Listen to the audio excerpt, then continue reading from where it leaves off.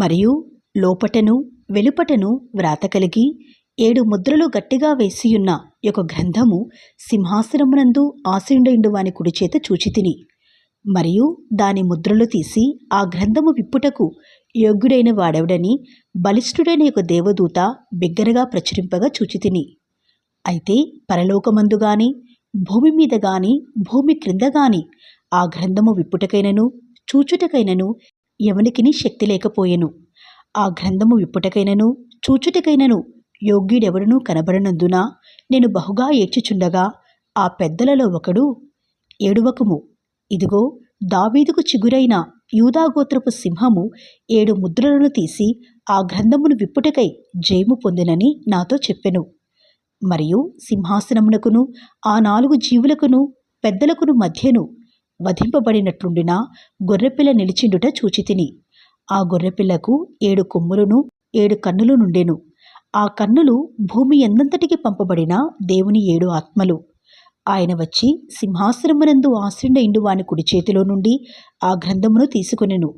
ఆయన దానిని తీసుకునినప్పుడు ఆ 4 జీవులను వీణెలను ధూపద్రవ్యములతో నిండిన సువర్ణ పాత్రలను పట్టుకునియున్న ఆ 24 పెద్దలను ఆ గొర్రెపిల్ల ఎదుట సాగిలపడిరి. ఈ పాత్రలు పరిశుద్ధుల ప్రార్థనలు. ఆ పెద్దలు, నీవు ఆ గ్రంథమును తీసుకొని దాని ముద్రలను విప్పుటకు యోగ్యుడవు. నీవు వధింపబడిన వాడవై నీ రక్తమిచ్చి ప్రతి వంశములోనూ ఆయా భాషలు మాట్లాడు వారిలోనూ ప్రతి ప్రజలోనూ ప్రతి జనములోనూ దేవుని కొరకు మనుషులను కొని మా దేవునికి వారిని ఒక రాజ్యముగాను యాజకులనుగాను చేసితివి గనుక వారు భూలోకమందు ఏలుదురని క్రొత్త పాట పాడుదురు. మరియు నేను చూడగా సింహాసనమును జీవులను పెద్దలను ఆవరించియున్న అనేక దూతల స్వరము వినబడెను. వారి లెక్క కోట్ల కొలదిగా ఉండెను. వారు వధింపబడిన గొర్రెపిల్ల శక్తియు ఐశ్వర్యమును జ్ఞానమును బలమును ఘనతయు మహిమయు స్తోత్రమును పొందనర్హుడని గొప్ప స్వరముతో చెప్పుచుండిరి.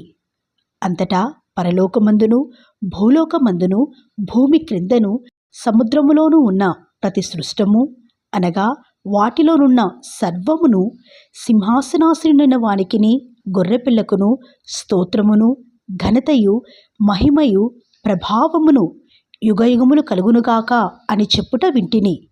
ఆ 4 జీవులు ఆమేన్ అని చెప్పగా ఆ పెద్దలు సాగిలపడి నమస్కారము చేసిరి.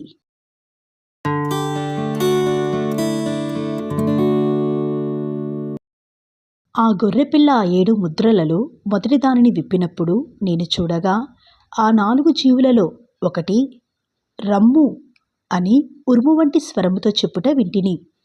మరియు నేను చూడగా ఇదిగో ఒక తెల్లని గుర్రము కనబడెను. దానిమీద ఒకడు విల్లు పట్టుకుని కూర్చుండి ఉండెను. అతనికి ఒక కిరీటం ఇయ్యబడెను. అతడు జయించుటకు బయలు వెళ్ళెను. ఆయన 2వ ముద్రను విప్పినప్పుడు రమ్ము అని 2వ జీవి చెప్పుట వింటిని. అప్పుడు ఎర్రనిదైన వేరొక గుర్రము బయలు వెళ్ళెను. మనుష్యులు ఒకరినొకడు చంపుకొనున్నట్లు భూలోకములో సమాధానము లేకుండా చేయుటకు ఆ గుర్రము మీద కూర్చున్న వానికి అధికారం ఇయ్యబడెను. మరియు అతనికి ఒక పెద్ద ఖడ్గం ఇయ్యబడెను. ఆయన 3వ ముద్రను విప్పినప్పుడు రమ్ము అని 3వ జీవి చెప్పుట వింటిని.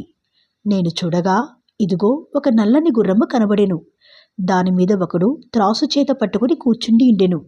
మరియు దేనారమునకు 1 సేరు గోధుమలనియు దేనారమునకు 3 సేర్ల యవలనియు నూనెను ద్రాక్షరసమును పాడు చేయవద్దనియు ఆ 4 జీవుల మధ్య ఒక స్వరము పలికినట్టు నాకు వినబడెను. ఆయన 4వ ముద్రను విప్పినప్పుడు రమ్ము అని 4వ జీవి చెప్పుట వింటిని. అప్పుడు నేను చూడగా ఇదిగో పాండుర వర్ణము గల ఒక గుర్రము కనబడెను. దానిమీద కూర్చున్న వాని పేరు మృత్యువు. పాతాళలోకము వానిని వెంబడించెను.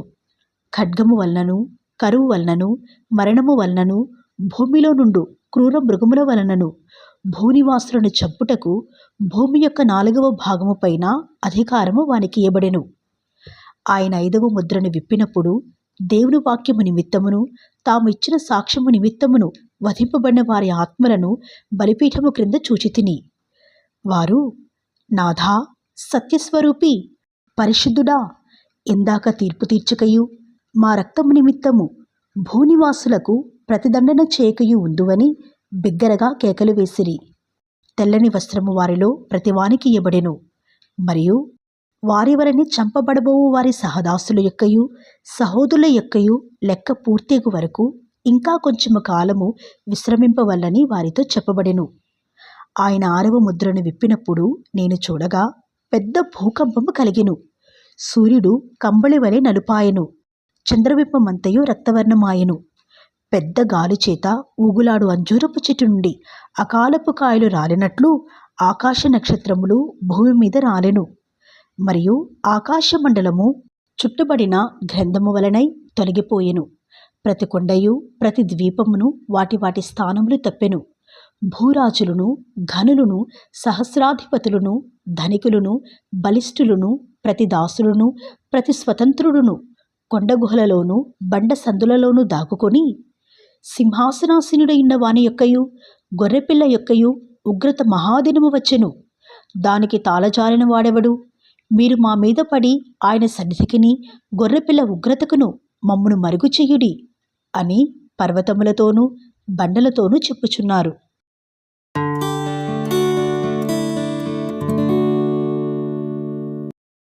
అటు తరువాత భూమి యొక్క 4 దిక్కులలో 4 దేవదూతలు నిలిచియుండి భూమి మీదనైనను సముద్రము మీదనైనను ఏ చెట్టు మీదనైనను గాలి వేచుకున్నట్లు భూమి యొక్క 4 దిక్కుల వాయువులను పట్టుకుని ఉండగా చూచితిని. మరియు సజీవుడకు దేవుని ముద్రగల వేరొక దూత సూర్యోదయ దిశ నుండి పైకి వచ్చుట చూచితిని. భూమికిని సముద్రమునకును హాని కలుగు చేటికై అధికారము పొందిన ఆ 4 దూతలతో, ఈ దూత మేము మా దేవుని దాసులను వారి నొసళ్ళ యందు ముద్రించు వరకు భూమికైనను సముద్రమునకైనను చెట్లకైనను హాని చేయవద్దని బిగ్గరగా చెప్పెను. మరియు ముద్రింపబడిన వారి లెక్క చెప్పగా వింటిని.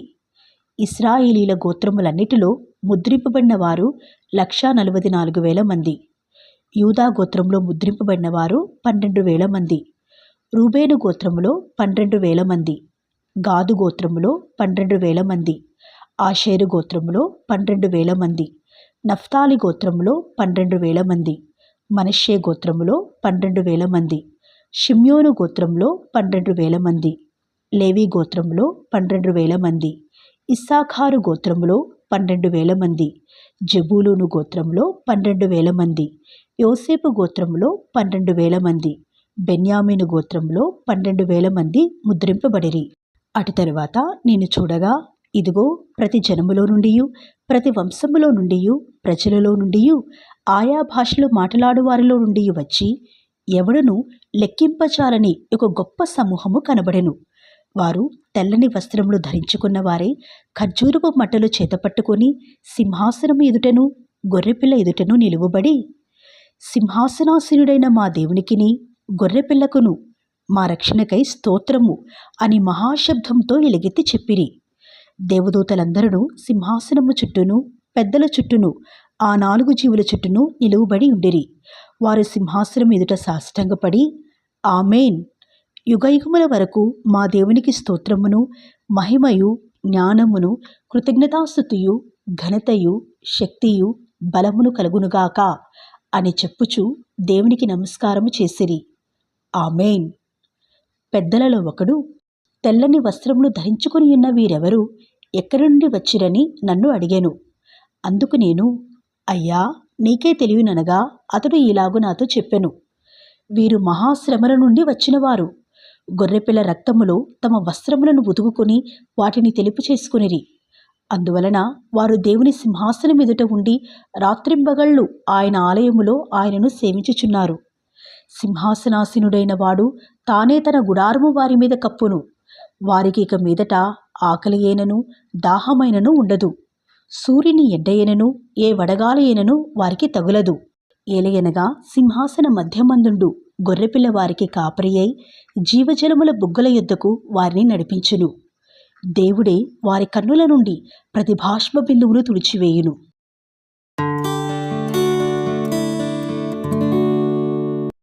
ఆయన 7వ ముద్రను విప్పినప్పుడు పరలోకమందు ఇంచుమించు అరగంట సేపు నిశ్శబ్దముగా ఉండెను. అంతట నేను దేవుని ఎదుట నిలుచు 7 దూతలను చూచితిని. వారికి 7 బూరలియ్యబడెను. మరియు సువర్ణ ధూపార్తి చేతపట్టుకునియున్న వేరొక దూత వచ్చి బలిపీఠము ఎదుట నిలువుగా, సింహాసనం ఎదుట ఉన్న సువర్ణ బలిపీఠము పైన పరిశుద్ధులందరి ప్రార్థనలతో కలుపుటకై అతనికి బహు ధూపద్రవ్యములు ఇవ్వబడెను. అప్పుడు ఆ ధూపద్రవ్యముల పొగ పరిశుద్ధుల ప్రార్థనలతో కలిసి దూత చేతిలో నుండి పైకి లేచి దేవుని సన్నిధిని చేరెను. ఆ దూత ధూపార్తిని తీసుకుని బలిపీఠము పైనున్న నిప్పులతో దానిని నింపి భూమి మీద పడవేయగా ఉరుములు, ధ్వనులు, మెరుపులు, భూకంపమును కలిగెను. అంతటా 7 బూరలు పట్టుకునియున్న ఆ 7 దూతలు ఊదుటకు సిద్ధపడిరి. మొదటి దూత బూర ఊదినప్పుడు రక్తముతో మిళితమైన వడగండ్లును అగ్నియు పుట్టి భూమిపైన పడవేయబడెను. అందువలన భూమిలో 3వ భాగము కాలిపోయెను, చెట్లలో 3వ భాగమును కాలిపోయెను, పచ్చగడ్డి అంతయు కాలిపోయెను. రెండవ దూత బూర ఊదినప్పుడు అగ్నిచేత మండుచున్న పెద్ద కొండ వంటిది ఒక్కటి సముద్రంలో పడవేయబడెను. అందువలన సముద్రంలో 3వ భాగము రక్తమాయెను. సముద్రంలోని ప్రాణము గల జంతువులలో 3వ భాగము చచ్చెను. ఓడలలో 3వ భాగము నాశనమాయెను. 3వ దూత బూర ఊదినప్పుడు దివిటీవలే మండుచున్న ఒక పెద్ద నక్షత్రము ఆకాశము నుండి రాలి నదుల 3వ భాగము మీదను నీటి బుగ్గల మీదను పడెను. ఆ నక్షత్రమునకు మాచిపత్రి అని పేరు. అందువలన నీళ్లలో 3వ భాగము మాచిపత్రి ఆయెను. నీళ్లు చేదైపోయినందున వాటి వలన మనుషులలో అనేకులు చచ్చిరి. 4వ దూత బూర ఊదినప్పుడు సూర్యచంద్ర నక్షత్రములలో 3వ భాగము చీకటి కమ్మునట్లును, పగటిలో 3వ భాగమున సూర్యుడు ప్రకాశింపకునున్నట్లును, రాత్రిలో 3వ భాగమున చంద్ర నక్షత్రములు ప్రకాశింపకునున్నట్లును వాటిలో 3వ భాగము కొట్టబడెను.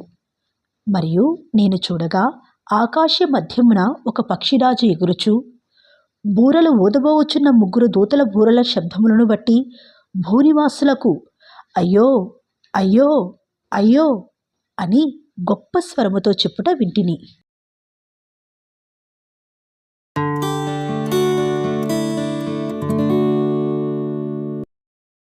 ఐదవ దూత బూర ఊదినప్పుడు ఆకాశము నుండి భూమి మీద రాలిన ఒక నక్షత్రమును చూచితిని. అగాధము యొక్క తాళపు చెవి అతనికి ఇవ్వబడెను. అతడు అగాధము తెరవగా పెద్ద కొలిమిలో నుండి లేచు పొగ వంటి పొగ ఆ అగాధములో నుండి లేచెను. ఆ అగాధములోని పొగచేత సూర్యుని వాయుమండలమున చీకటి కమ్మెను. ఆ పొగలో నుండి మిడతలు భూమి మీదికి వచ్చెను. భూమిలో ఉండు తేళ్లకు బలమున్నట్టు వాటికి బలము ఇయ్యబడెను. మరియు నొసళ్ళయందు దేవుని ముద్రలేని మనుషులకే తప్ప భూమిపైనున్న గడ్డికైనను ఏ మొక్కలకైనను మరి ఏ వృక్షమునకైనను హాని కలుగ చేయకూడదని వాటికి ఆజ్ఞ ఇయ్యబడెను.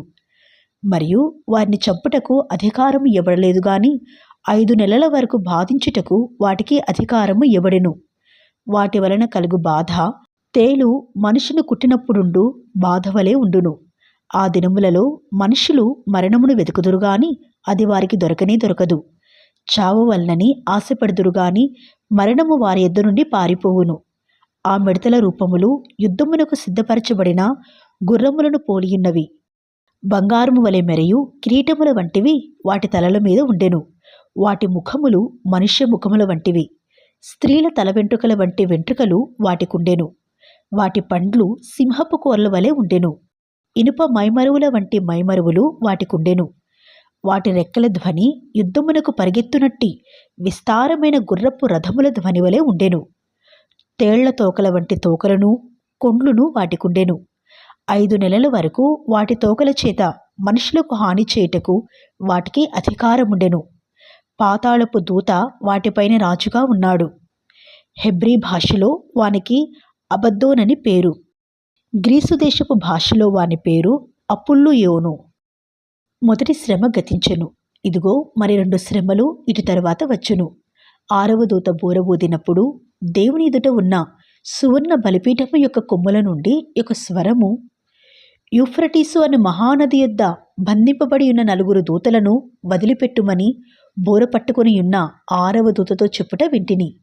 మనుషులలో 3వ భాగమును సంహరింపవలనని అదే సంవత్సరమున అదే నెలలో అదే దినమున అదే గంటకు సిద్ధపరచబడి ఉండిన ఆ 4 దూతలు వదిలిపెట్టబడిరి.